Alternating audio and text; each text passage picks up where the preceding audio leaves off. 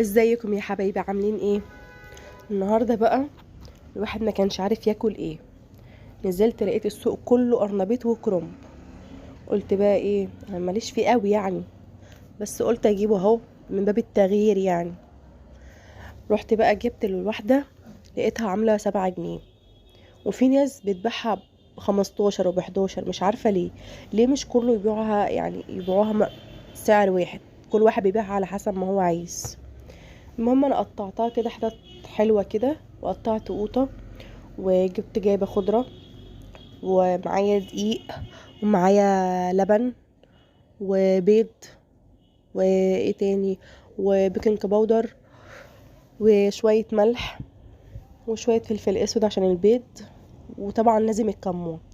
انا طبعا سلقتها، وانا بسلقها كنت حاطه كمون لازم، عشان خاطر طبعا هو بينفخ فكمون يهدي كده.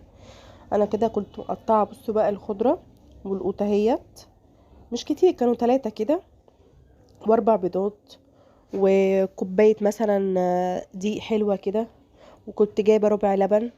في ناس بتحب بدل اللبن مثلا تحط مية، وفي ناس ممكن ما تحطش مية وتحط دقيق وبيض بس عايزة اقولك والله اللبن بيدي طعم حلو قوي.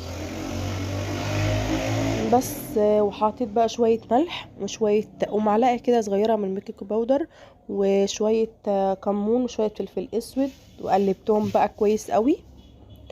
وبعد كده بقى ايه، هنزل بالقرنبيط، هسيبه بقى شوية، وبعد كده هحطه بقى فين؟ في التلاجة، يقعد بقى شوية حلوين كده، عشان يبقى يتماسك كده مع الحاجة، وياخد الخليط بتاع الحاجة اللي انا عملتها.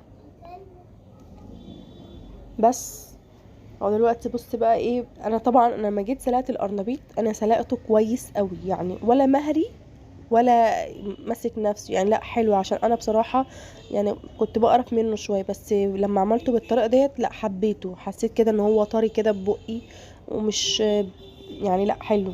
دول بقى شوية اتبقوا مني، قلت بقى ايه يعني، انا خدت اللي انا يكفيني، ومش قلت شوية دول اشيلهم في الفريزر، بس عشان خاطر ما يبقاش كتير يعني كده، انا كنت عايزة بس على قد الغدا، فكان حلو يعني، عمل طبق حلو.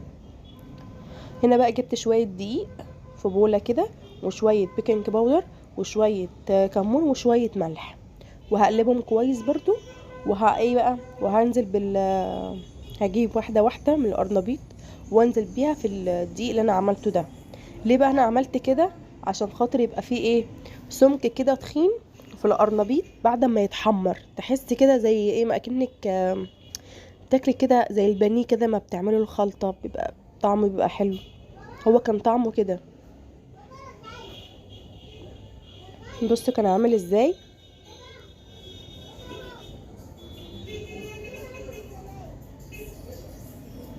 كان حلو قوي والله، انا على قد ما كنتش حباه، بس لا فرحت قوي بطعمه، واتبسطت ان هو عجب العيال، وكان عاجب جوزي. العيال ما كانوش عارفين هو ايه ده، ايه ده، ما لا مش عارفين هو، بس هو كانوا بياكلوا، لا حلو يا ماما.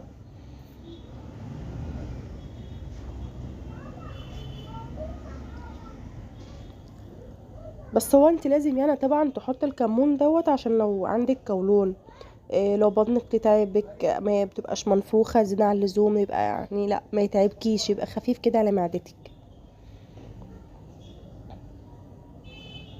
بص انا هنا لازم اعمله كويس، عشان خاطر اتاكد ان خدت ايه الخلطه كلها.